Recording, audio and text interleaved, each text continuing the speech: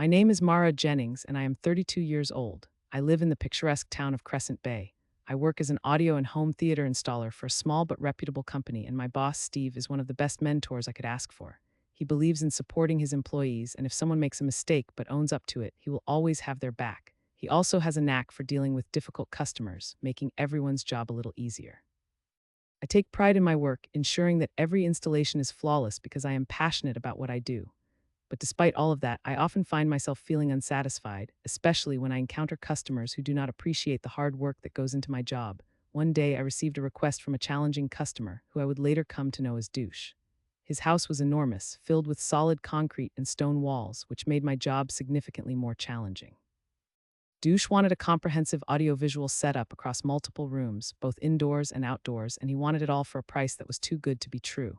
When I presented my quote, he was not happy and began to argue. Frustrated, we left his home, thinking that was the end of it. But then Douche reached out again in a panic. He had a party coming up in just 2 days and needed music. When I explained that more workers were required, he reluctantly agreed to the higher deposit.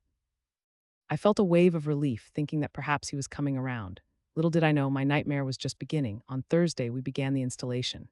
I knew from the start that it was not going to be easy with Douche hovering around us like a vulture. Every single placement I suggested was contested, every decision scrutinized. After hours of work, we had barely finished 2 out of the 6 rooms. Time was slipping away, and so was my patience.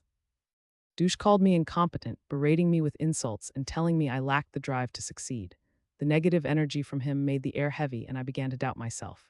On Friday, in an attempt to salvage the increasingly dire situation, Douche finally agreed to cut down the rooms from 6 to 4. We worked tirelessly throughout the day and managed to set up a substantial amount of the system, even testing it to make sure everything functioned flawlessly. Douche had finally shown a glimmer of appreciation, and Steve and I went out for a well-earned drink that night. However, the celebration was short-lived.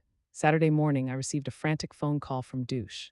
He was furious, insisting that we had done an inadequate job and that he was not going to pay the remaining amount because everything was supposedly broken. My anger surged. How dare he treat me this way after everything I had done? After calming down, I called Steve to discuss our options.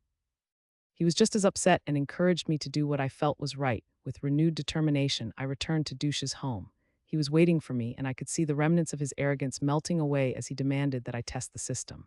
As I went through the motions of testing each part, I felt an idea forming in my mind. I calmly reassured him that everything was perfectly fine, but inside, I felt an urge to teach him a lesson.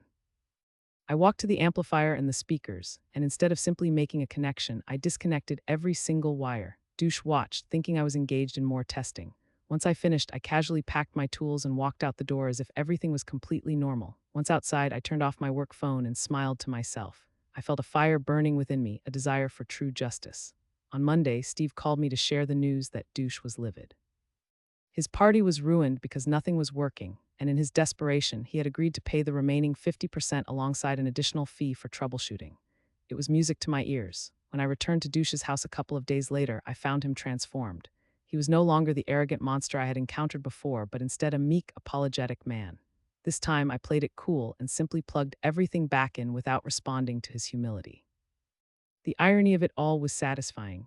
Douche had paid not only the remaining balance but also an additional $5,000 for the so-called repair, a hefty sum for someone who so openly dismissed my skills.